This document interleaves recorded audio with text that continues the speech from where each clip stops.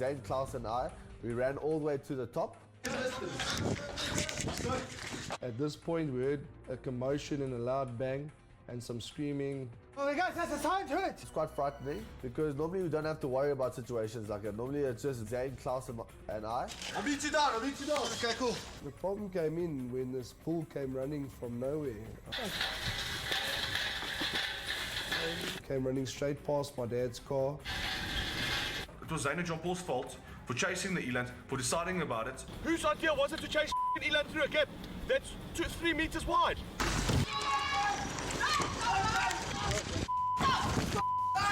The farmer was in the process of, I think he was trying to annihilate the suspect.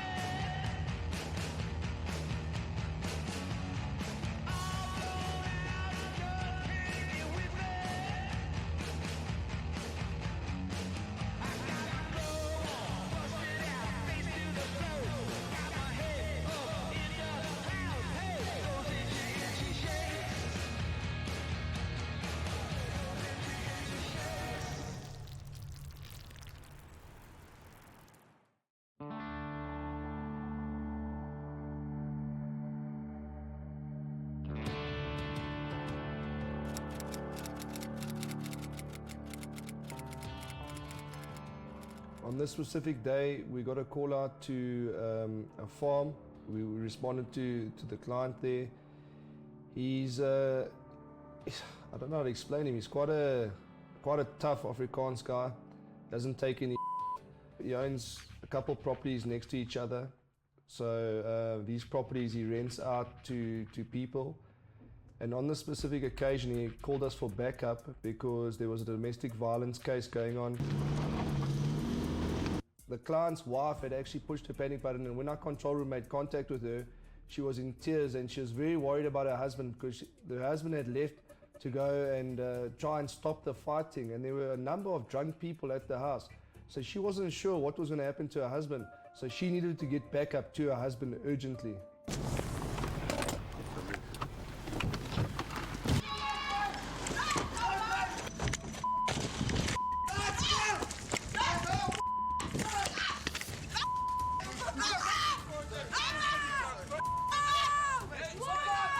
The farmer was in the process of, I think he was trying to annihilate the suspect, but I totally agree with him. A man that lifts his hands to a woman deserves to get thumped. It's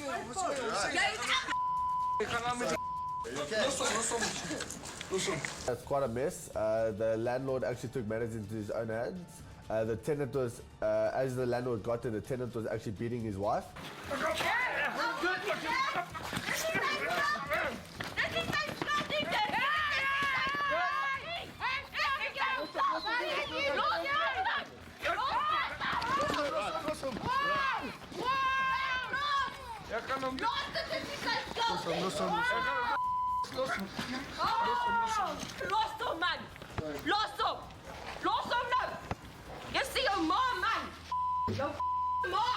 When I went to pull my client off this other guy, he's actually a physically strong guy. He's not a little Mickey Mouse. He obviously works with his hands every day in the farmlands and that kind of stuff. So, you know, when I pulled him off, I felt his physical strength, and he was trying to fight me to get to the other guy.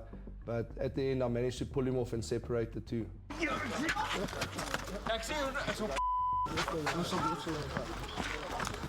go inside, please go inside. The guys are out. Come, let's go inside. Kom out! Nee, nee. Ek is moeg vir die Ek sê jou nou, ek is moeg vir die Dis elke keer so moeg vir die Verstaan jy? Dit is horrifying. What's going on? Is he eating his wife? His wife, I'm tired of his I'm telling you now. Ek vir die Okay. Los op!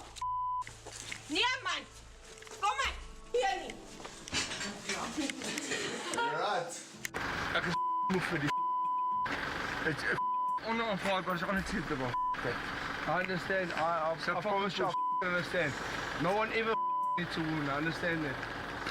Trevor, you okay? When I spoke to my client, he explained to me that this happens on a daily basis. You know, in these circumstances with these kind of guys that battle to make ends meet, they drink a lot and they blame all their problems on other people, and a lot of the time they take it out on their wife. Listen, what the is going on here? Listen, brother, can I talk to you? Come with me, come with me. Sorry. Take him out. Take him out then. You just stay here, guys. What the is going on? You can't hit your wife, bro. We're just gonna talk to him. We're just gonna talk to him. Why? You can't No, talk to we're me. just gonna talk to him and then see everything. I understand Okay, fucking you're life right. is hard and but you need to Okay, fucking what just happened? calm down, sort your shit out. Please don't go outside. Our boss is just gonna talk to him. I understand that, bro. Okay. Guys, just chill. I was in there and then the wife kept siding with the husband. She's like, no, he didn't mean to, it was by mistake and everything like that. So I don't agree with this. If you get hit by your husband, leave the oak. Don't stick around because he's just going to continue doing it. What the is going on? You can't hit your wife, bro. What the That hits me. Yeah, but why? You can't hit a woman, you need to calm down. I understand life is hard and it happens, but you need to just calm down, sort your shit out. You know, we can't be coming out to scenes like this. But I had a day. I don't know what drives them to beat their wives or what drives them to drink and then beat their wives, especially in front of their children. You know, maybe these guys need to learn a life lesson. I don't know. You know what? You need to just relax, calm down. You can't come home because you had a day at work and do the. We're out there looking for criminals and drug dealers and all that. I understand you got a tough scene going on here, but you need to just calm down, brother. But there's not even food, dude. Yeah, I understand, bro. It's a tough situation, bro. He tried to tell me there's no food on the table. It's quite funny that there's no food on the table, but there's money for booze. In this situation, I'm quite happy the husband got a bit of a smack. Maybe he got a life lesson. You know, I feel dreadfully sorry for that child having to witness her father beating her mother up. But you know, in situations like this, when we leave and we start chatting about it, we feel dreadfully sorry mostly for the kid. I mean, as an adult, you make your own choices, but as a kid, you have no choices. And you love your parents regardless. And I hope at the end of the day, this father learns something and he actually pulls his finger out his and decides to make something of his life instead of being a bum.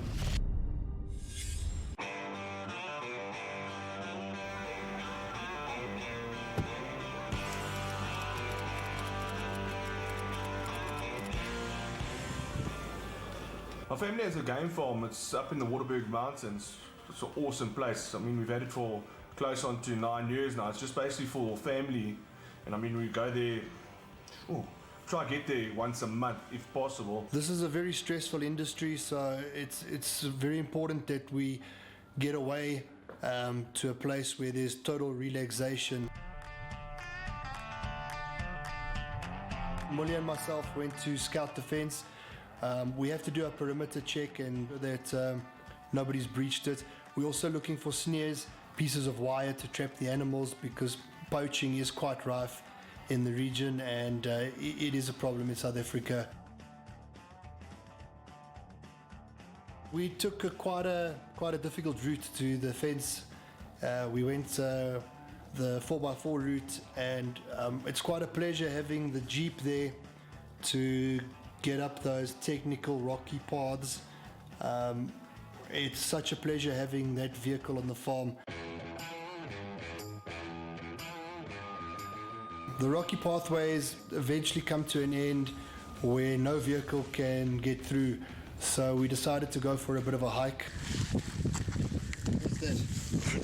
That's a baboon, eh? Yeah, baboon. We hiked for a couple of kilometers and once we looked back to how far we had gone, we realized how far it was that we had left my dad in the vehicle. Joe, you're going around in the circle, like the circle is the houses there still. You should know inform. No, but I'm saying this mountain range bends like that. So we're following the top around like that. Okay. So you're going to grab the car and I'll cruise down here. I'll ching chong cha you. Okay. Ching, chong, cha. Oh, okay. So I decided to go back to the vehicle, and Moolie thought it would be a good idea to hike back down through the ravine. He thought he would honestly beat me on time by hiking down through the ravine. If you hike down here, you're going to be deep in the valley. It's going to take an hour to hike out again. That's cool. I decided to push on towards the backpack fence. So I pushed on through there just to check that the fence is okay and back down into the valley. Then JP could grab the car and come fetch me. Moolie, you got your gun? Yeah, always got my gun, bro. Yeah, because there have been some leopard spots at you and you look juicy. Bro, even if I shoot a leopard with this gun, it's just gonna it off. So shoot it more than once. My sharp navigation skills and my keen sense of direction got me back down to the Jeep on time. Dad, Moolie's trying to beat us down the mountain by hiking. And my dad and I were on the way back down in no time. I always like to take a walk around the boundary fence to just check that our farm workers are actually checking the fence, just to see that it's always up to standard. Poaching is rife in South Africa. We've got guys coming into the farm, putting snares, tying it to trees, tying it to your fences. So it is crazy with the amounts of poaching that goes on, especially the rhino poaching that is rife also in South Africa for the trade of the rhino horn, which is quite scary. I mean, my neighbor behind us on the farm, he had 3 of his rhino poached also. They came in, all AK-47s, about 15 of the guys came in and just mowed them down. We were navigating down the rocky path in record time when all of a sudden there was a roadblock. I'm gonna ask you, you crazy bird, what you doing here? Come on, move it, come on. Oscar is another one of the wild family pets of the Eblins. Oscar was an ostrich that got left behind by her mom. Unfortunately, we were new in the ostrich game back then, so we didn't know how to sex the bird properly, hence her name Oscar. I underestimated how long it would take me to get back to the shooting range, but I managed to check the whole fence coming down into the valley. The hike. Yes, that's Moolie! How was Jay? 45 minutes later, Moolie arrives to find us unstressed. We were just chilling in the African sun. I had a nice heart-to-heart with my dad the day before Father's Day, so all in all, it was good for us. Awesome, bro. You're about 45 minutes later. And the car would wash up. Ons just had garlic, puree, or crushed garlic, salt, quite a bit of salt. I'm the last born, so I mean I get along with my parents both well. You know the parents, they always love the youngest. I haven't had this in long now. It's been a while. I like working with my mom in the kitchen. We cook really well together. She showed me a lot of recipes, and I just love cooking. I mean, I've got a lot of recipes. Jason, just open for me there. What's for dinner, Will? Just rump again and chicken breast, huh? Yep, it's nice and hot. That's perfect, bro.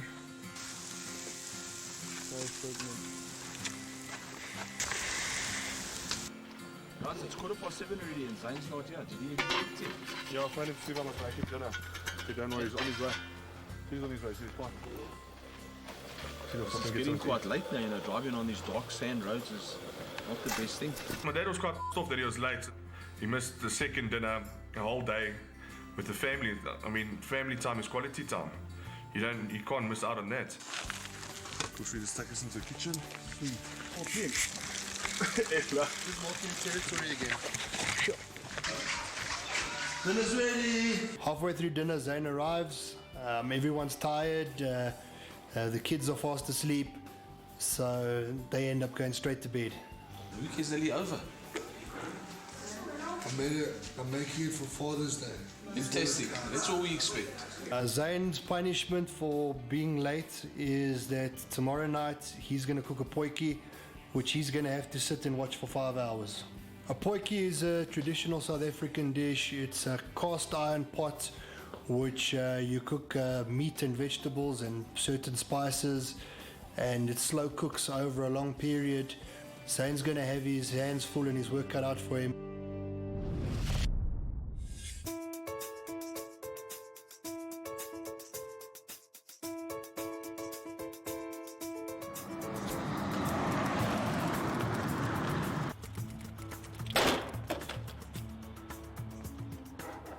These to say Night Guard is a family and but I didn't get invited to the game farm.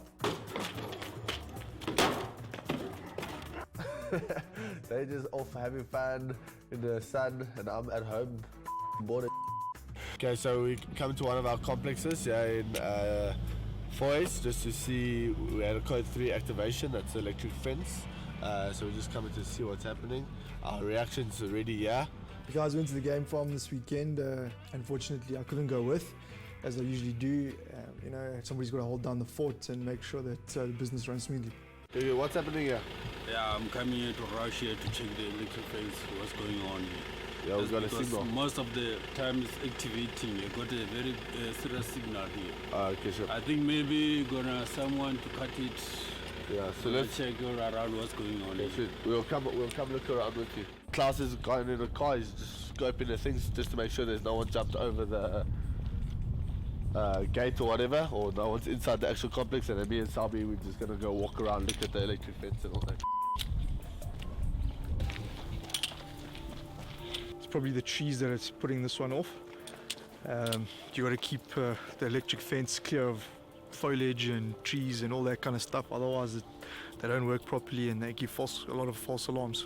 Well, we both do a lot of the work when the guys are away, so we got to split the work. You know, I've got to make sure that he's doing his job and that you know, that everything's running smoothly. We're working here like slaves. Boss is on holiday. I think we should just take the day off tomorrow. Oh, that'll be the day. Eh? When they having a holiday, I just have to stay here and graft and work my off. So I always get bullied. So what I'm gonna do is give some bullying back in the office. As you know, we like to play games in the office, yeah?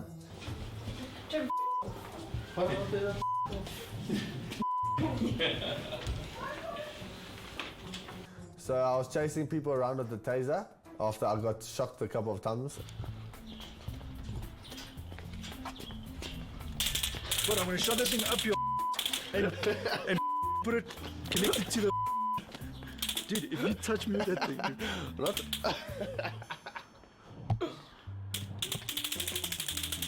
Dude, I'm gonna get my. Doesn't take jokes too well, eh? He got into his car and he got all kitted out, got his ASP and his pepper spray and stuff. But yeah, yeah, the pepper spray. Yo, thinks he's a bit of a heavy oak. Trevor, I think it's time you get out of here, bro. Careful. The door's locked. I wouldn't taser Dave. He's my man, and he's a bit bigger than me. So no. Yeah, you know, sometimes when the boss are away, these guys they go crazy. You know, it's like it's a punishment for me for the bosses to leave me alone with these two boys. Trevor and Klaus, no, man. Breakfast, folks. Jack's breakfast. For Father's Day, we did something a little different. We took all of the chairs and tables and the skottelbraai into the middle of the bush, where we were just surrounded by bush and animals, and we decided to have a nice big African champagne breakfast.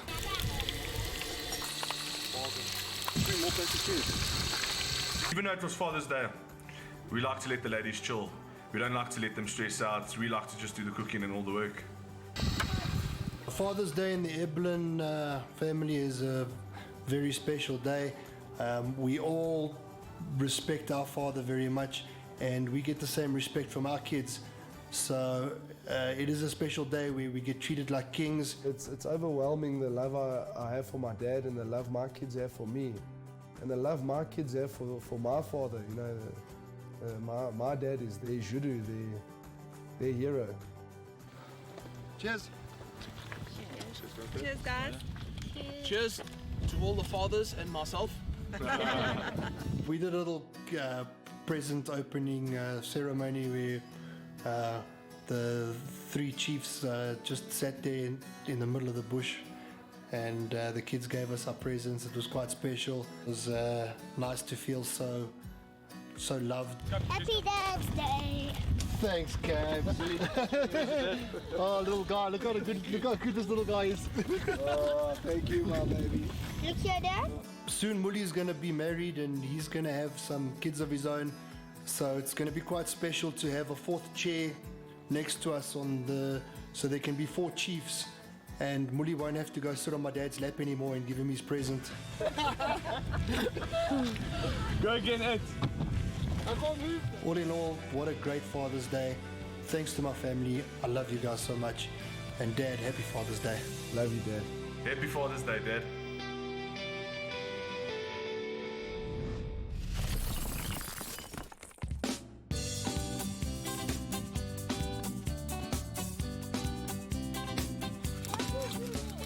It was Zaine's night to make the potjie. Because he had came so late, he was given this mammoth time-consuming task of preparing a potjie. Captain, Marisela, Captain. I helped to prepare the stuff for the potjie. Zaine got stuck into it. He slaved away for a good 3-4 hours on that potjie. I eventually tired out. I went inside, I lay down, I tossed a bit. I got woken up when Zaine arrived back with the potjie. My boot says I can't cook quickly, so the camera crew looked hungry, so I made sure. So that was 3 hours? 3 hours? 3 hours, yeah. 3 hours. Nice. Not to blow my own horn, but I'm a pretty good chef. Getting punished to cook, I mean, I don't know if that's punishment, but yeah, I think my dad thought, well, a potjie takes 5 hours, so that's a bit of punishment. In saying that, I mean, we sat outside there with the kids and told stories and had a couple of beers. It was actually an awesome evening. We are the Three Musketeers!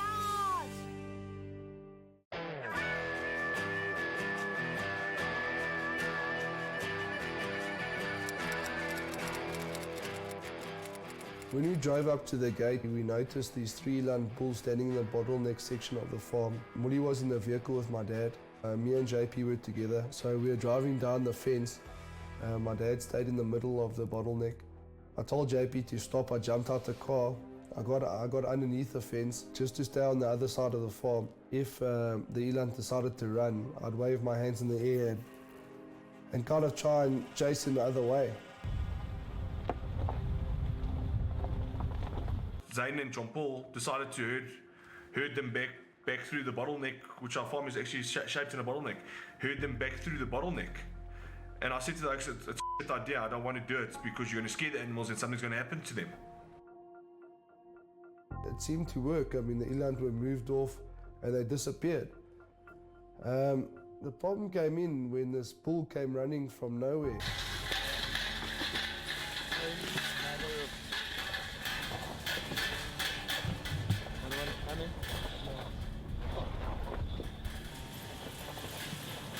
I mean, he came running straight past my dad's car. I waved my hands at him, I shouted at him. He just dropped his horns and he hit this fence. I mean, if that bull had to hit a car, if he had to hit JP's car at that speed, I mean, he would have flipped JP's car, and I'm sure 1 or 2 of the guys would have been seriously injured.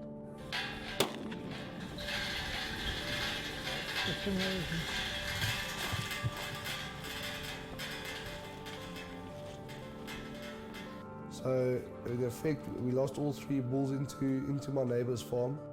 I was at a total loss of words when I saw our 3 prized eland bulls jump over the fence. I was so off. What's that, like 50 grand? Zaine and Moolie got into an argument straight away. Moolie, why did you guys go that way? The eland ran into the fence and they did a U-turn and ran back. Don't blame it on us now. Don't blame it on us. We were stopped there. We were stationary there. The eland chilled there. They ran this way, past us, and up. It was Zaine and John Paul's fault for chasing the eland, for deciding about it, for pulling the car right there, disturbing the animals, instead of pulling down the front fence and letting them go through peacefully. Told you, don't chase the elands. Dad was supposed to come with us behind us, so he would have still been up there. Then they wouldn't have run. They ran to the gap, came straight back up, ran towards you guys here. Whose idea was it to chase eland through a gap that's 2-3 meters wide? Sakes, guys, really? When they turned at that fence, we were coming back up. We didn't move. Moolie, Yeah.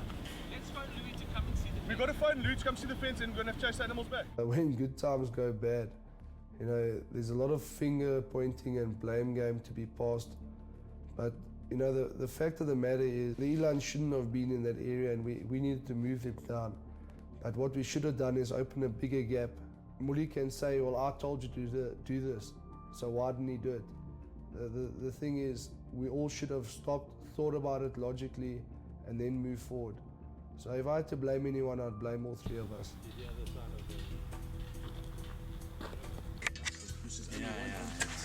We got hold of the next door neighbor, and he brought a couple of his guys around, and we repaired the fence. You know, people always say things happen for a reason. You know, we kind of got too many eland bulls on the farm. He didn't really have enough eland bulls on his farm. It's probably why the bulls were always pushing to go there, because they could smell cows and stuff.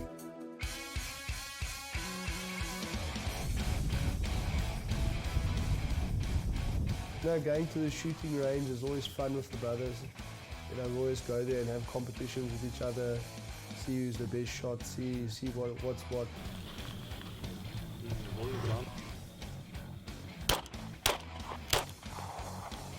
I'm shooting too low. Left and low. Where is it? I don't know what was going on with my shooting. I was like, I think I had a blindfold and I was still hitting the target. I just couldn't hit a bullseye. Oh, sure, good. I'm just going to go dirty up that target and then we can stick two new ones. I was just going to shoot on Moolie's target. Because it's not too dirty. Bullseye's not dirty. Bulls. It's another bull. Jeez, Joe's actually fine even. The best shot used to be JP, but it seems like Zaine's taking it from the title from JP now. We had shot off a good couple 100 rounds with the shotgun. It's not a good board up, eh? What is it? Slug? No. Oh, Zane.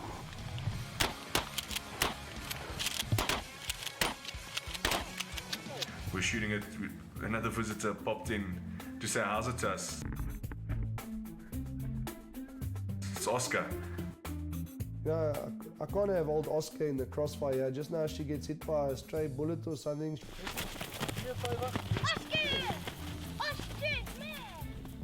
So I had to send her packing. God. Oscar likes to get rough because he's tame. He's lost his fear of men.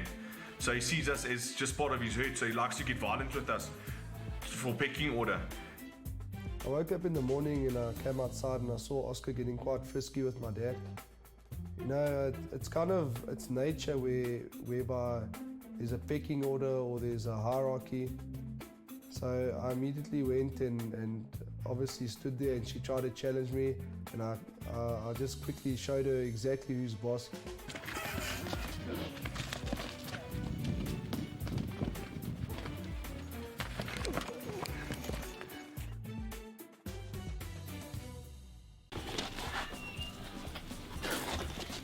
What a fantastic weekend away. What a great time with the kids. What great family bonding time. We really had a special time, and it's the sad part of the vacation now to pack up and go back to reality. No, packing up and leaving the farm is always a bit sad because then we have to go back to work. But what an awesome weekend.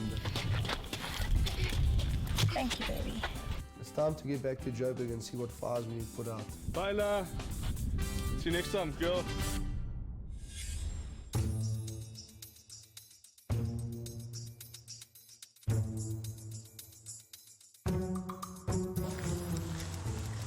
We had a really relaxing weekend at the farm. Back at the grindstone now, ready to bust some criminals.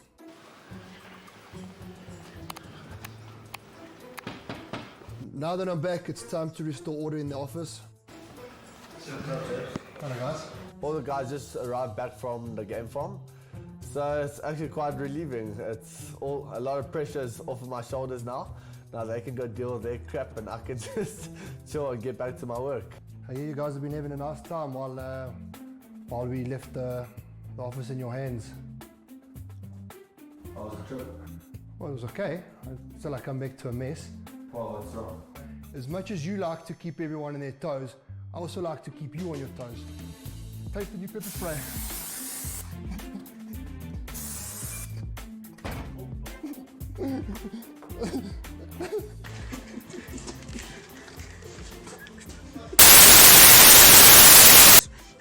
It's strong, eh? It's coming out the windows. Oh.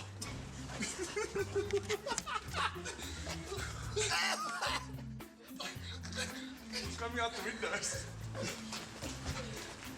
Open the door! Open the door! The bro, my bad. Put water, Trey, put water. Lots of water. See, Klaus is funny, he did the right thing. Jen is standing there for a while. Time for Trevor and Klaus to f***ing around in the office. But as long as you know that I owe you one, eh? I got revenge for Samantha on you because I have to protect my female staff. So you don't owe me nothing.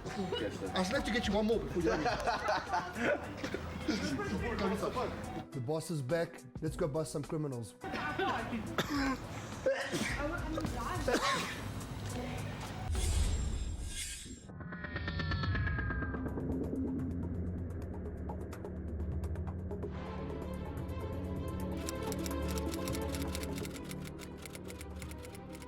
Okay, so we do quite a few construction sites. Down. Straight down. What are they guarding the cables? Cable.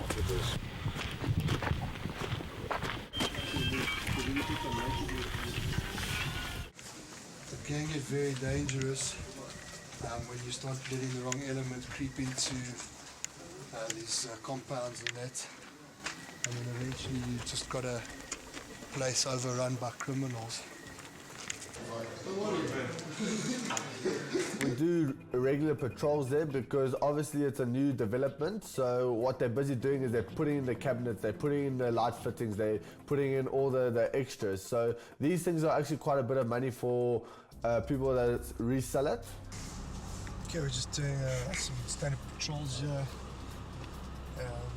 We come at any time of night, you know, especially building sites. There's a lot going on. There's a lot of you know, TVs and stuff, but there's a lot of expensive cabling and a lot of bricks and all that kind of stuff, and it's worth a lot of money. Zaine was in front of us. We were just doing a drive around the construction site looking for our guards that were patrolling. We found 2 of them already, so we were just looking for the 3rd one. So what we do is we come out to site and we just inspect these buildings. All these half-built buildings. The f*** is that? Did you see that? Can you see that? You see that? Tango coming for Zulu Tango. Zulu, send your mic. Jesus, goes nuts. Zulu, send your mic. Cut the lights, cut the lights, cut the lights, cut the lights. We were on the way to the building and we saw a light in one of the top units. We stopped the vehicle. I thought it was maybe one of the guards doing a routine inspection through the building.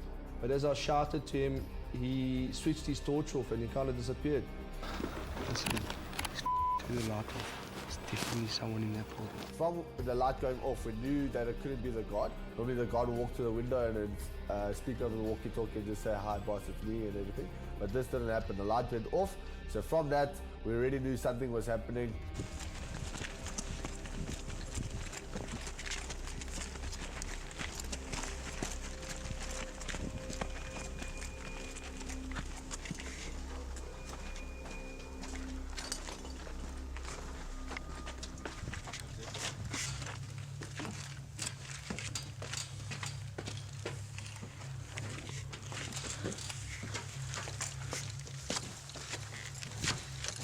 We ran into the building. The team kind of split in the building. We searched room by room.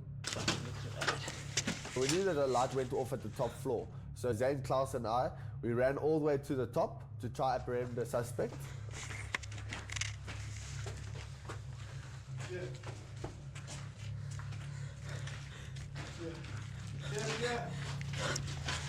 Let's move to the next apartment.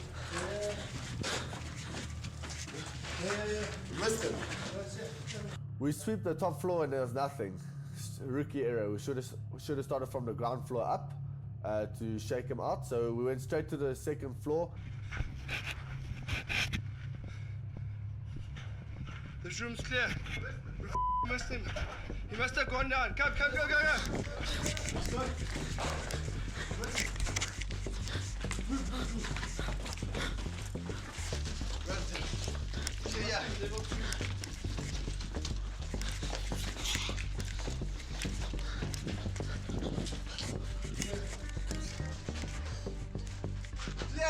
Clear!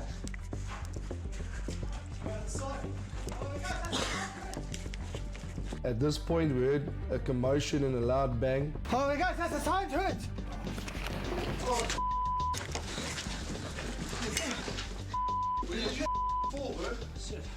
The sound guy actually fell from second story to the bottom. It was quite scary. We all basically gathered there. Okay, he's okay, get the suspect! Trevor, go! When the sound guy got injured, it was quite frightening because normally we don't have to worry about situations like that. Normally it's just Zaine, Klaus and I in the building. So now with the filming and everything, we have to worry about extra people. And unfortunately, the sound guy got hurt this time. Once we had made sure the sound guy wasn't critical and he was okay, he was conscious and communicating, we left Klaus behind and me and Trev gave chase. Hey, he's climbing the window. We had seen a guy jump through a window on the next building. So what we did was we went through the same window.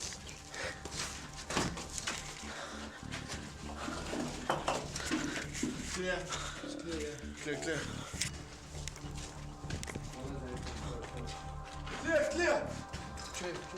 Clear. I've got a feeling he's gone up the stairs and he's hiding on top here.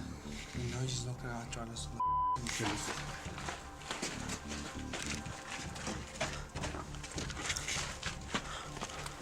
We made our way through the building. Me and Trev went up, we cleared it level by level.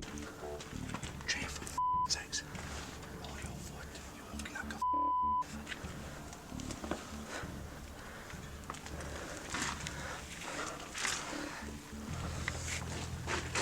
Clear. This is over.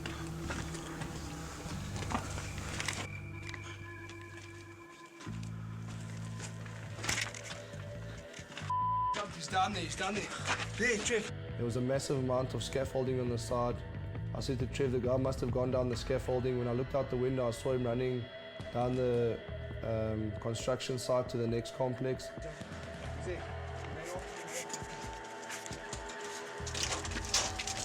careful, Zaine, be careful. The quickest way down was for me to jump off the scaffolding. We were on the third story, so Trevor himself a little bit. I'll beat you down. Okay, cool. Thank God there was sand down there to break my fall. I think he expected me to follow him down, but I wasn't going to follow him down. It's quite a high jump from the third story. So I went down the stairs. I ran down all 6 flights of stairs.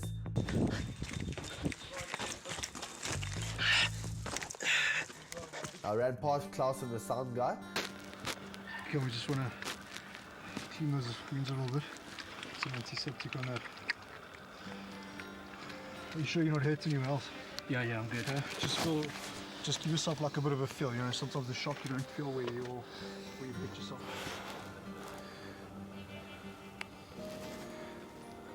Oh, it looks pretty deeper. I gave chase, but the guy was long gone. He had gone over the fence into the next complex. Complex, let's go, bro.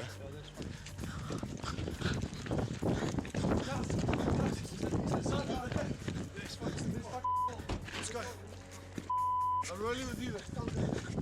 Sound goes to it, bro.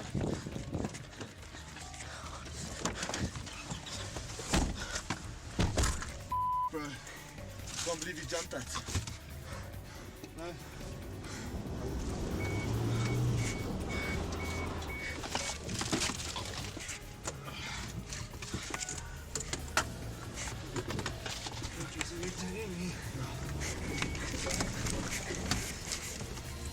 Zaine, just be careful, bro.